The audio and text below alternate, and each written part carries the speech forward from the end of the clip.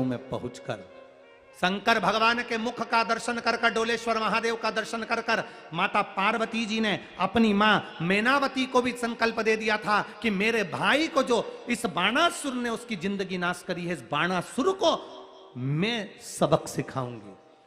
बाणासुर जब भगवान कृष्ण से युद्ध लड़ रहे थे, हजारों हाथ बाणासुर के कट चुके थे।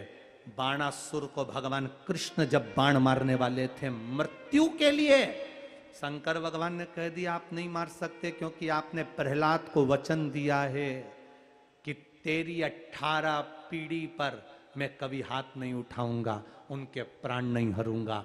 ये प्रहलाद की पीढ़ी में जन्मा है, इसलिए तुम इसे मार नहीं सकते हो। कृष्ण तुम इसे मार नहीं सकते। क्यों?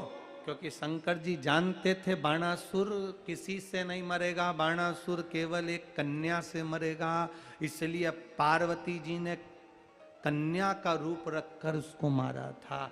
कन्या कुमारी उसी का प्रताप है।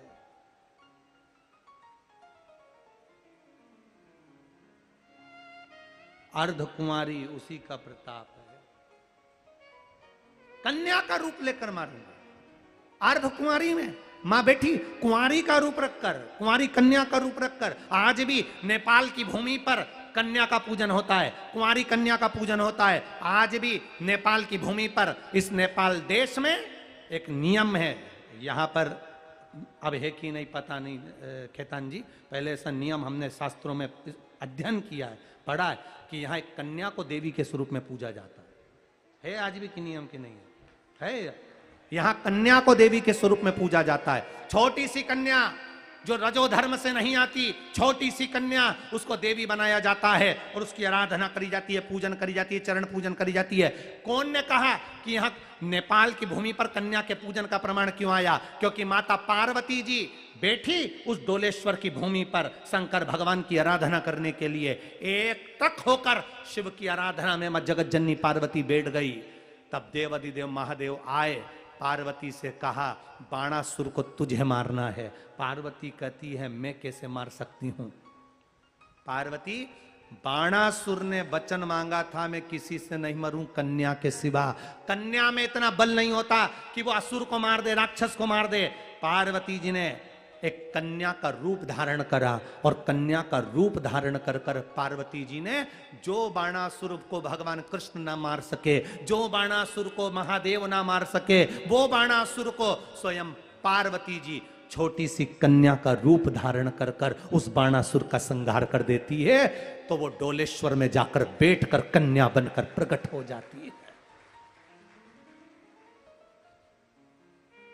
वो कन्या का रूप धारण करती है, इसलिए नेपाल की भूमि पर देवी को कन्या माना गया और कन्या को देवी माना गया।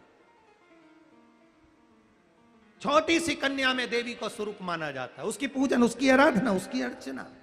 कोई पूछे कि हमारे नेपाल में ऐसा क्यों होता है, कन्या को देवी क्यों माना जाता है, तो उसको कथा बताना चाहिए कि बाणासुर को मारने के लिए माता पार्वती ने डोलेश्वर पर तप किया था और तप कर कर महादेव ने बाणासुर के संहार के लिए, वो बाणासुर जिसने माता पार्वती के भाई क्रोंच को बार बार दबाकर उसके प्राण हरने का प्रयास किया था, मैनावती को वचन दिया था, तो अपने भाई को उस भाई का बदला लेने के लिए मां जगत जननी उस बाणासुर को कन्या बनकर मारने के लिए जाती है। सहजता है, बस कह दिया डोलेश्वर महादेव की जय।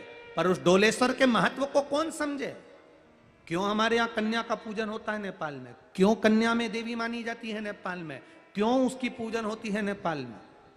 हमारा नेपाल देश कन्या का पूजन क्यों कर रहा है, उसका गुणगान हमारे चित्त वृत्ति में होना चाहिए। कारण क्या है? क्यों डोलेश्वर महादेव की महत्वता ज्यादा है? क्यों लोग आते हैं पशुपतिनाथ का दर्शन कर कर निकल जाते हैं? मेरा एक निवेदन इस कथा के माध्यम से, दुनिया के किसी भी देश से आना और एक बार अगर नेपाल आओ तो पशुपतिनाथ का दर्शन करना, और उसके बाद में डोलेश्वर बाबा का दर्शन जरूर कर कर जाना, तब जिंदगी का सुख पाओ। एक बार डोलेश्वर का दर्शन कर कर वो देखो देवाधिदेव महादेव क्या अलमस्ती में बैठे हैं, आराम से आनंद के साथ, शांति एकांत आनंदता है वो आनंद। वो तो खेतान जी को ये कथा बीरगंज में कराना थी, नहीं तो हम ये कथा उठा के डोलेश्वर ले जाते, इस कथा को हम डोलेश्वर ले जाते। वो तो ये कथा खेतान जी को बीरगंज वालों के लिए कराना थी कि हमारा बीरगंज का लोग सुने, नहीं तो उठा कर ले जाते हम इसको डोलेश्वर। हम कह देते खेतान जी को, स्वामी जी से कह देते हम तो कि इसको ले चलो वहाँ डोलेश्वर की धरा पर महादेव के चरणों में सुनाया जाए, जिसकी कथा है वो खुद सुने।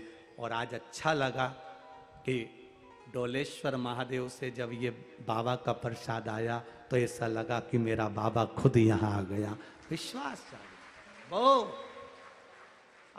अब सोचो शिव महापुराण वहां तक नहीं गई पर मेरा बाबा को तो यहाँ आना पड़ा ना, आया ना, वो पहुंच गया ना यहाँ, इसके रूप में वो यहाँ पहुंच गया। बहुत इस कथा में रुद्राक्ष की मालाएं नेपाल वाले बहुत चढ़ाए हैं। हमारे यहाँ भी कुबेरेश्वर धाम पर जब से 17 तारीख से यहाँ कथा चालू हुई, हमने भी सोच लिया था 17 तारीख शिवरात्रि का दिन रहेगा, जो मासिक शिवरात्रि आती है 17 तारीख को थी, तो हमने भी सीहोर में खबर करवा कर कह दिया यहाँ डोलेश्वर कथा चालू हो, वहाँ रुद्राक्ष का वितरण सुबह 10 से शाम 5 बजे तक चालू कर दो, साल भर बांटते हैं। अब लोग साल भर में कभी भी आप लिख लेना 17 मई को चालू हुआ है तो अगली 17 मई के बीच में कभी भी आप सीहोर आएंगे, कुबेरेश्वर धाम पहुँचेंगे, सुबह 10 बजे से 5 बजे तक कभी भी पहुँचोगे, बाबा का प्रसाद अमृत तुल्य जो रुद्राक्ष कंकर शंकर की धरा का है, जिसको पानी में गलाकर शिव जी को चढ़ाकर पिया जाता है, किडनी लीवर कैंसर आदि कादिक में लोगों को लाभ होता है। गले में एक माँ ने लिखा है, मेरी बेटी सीहोर का रुद्राक्ष पहनी थी और उसका एक्सीडेंट हो गया, पूरी गाड़ी खल्लास हो गई। कहाँ कोई बैठी है माँ जिसने पत्र लिखा था, जिसकी लड़की की पूरी गाड़ी समाप्त हो गई और मेरी बेटी बाबा देवाधिदेव महादेव ने बचा लिया, उसका रुद्राक्ष उसके साथ था। ये शिव तत्व है महाराज, ये ओघड़ी का तत्व है, उसको पहचानो। और केवल रुद्राक्ष लेकर नहीं, जब तुम सीहोर के कुबेरेश्वर धाम पर जाओ, कुबेरेश्वर धाम की धरा पर जाओ, वहां बैठकर कंकर शंकर की भूमि पर 108 बार श्री शिवाय नमस्तुभ्यम बोलकर अपने दिल की बात कहकर बाबा से पाथरी पूजन कर कर कंकर शंकर की पूजन कर कर जब वापिस आओ, बैग मत खोलना, 3 महीने तक बंद ही रहने देना। 3 महीने में बाबा तुम्हारे मन की अभिलाषा पूरी करेगा, वही बैग लेकर